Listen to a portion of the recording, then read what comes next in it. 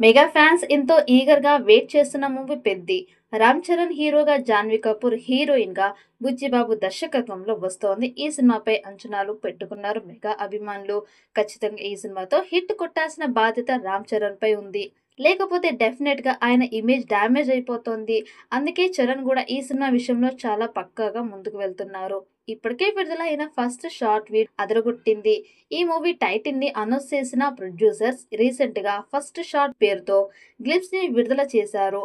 బారుగడ్డం, చెవులకు ముక్కుకు పోగులతో చరణ్ ఊరమాస్ లుక్ లో కనిపించిన తీరు ఫ్యాన్స్ కు పూనగాలు తెప్పించింది.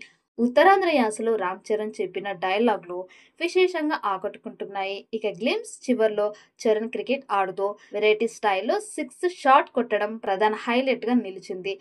చరణ్ ఫస్ట్ గ్లిమ్స్ తోనే చర్చకు తెర తీయడంతో గ్లిమ్స్ రిలీజ్ అయిన 24 గంటల్లోనే రికార్డు స్థాయిలో 36.5 మిలియన్ల వ్యూస్ ని క్రాస్ చేసి సరికొత్త రికార్డ్ ని సృష్టించింది.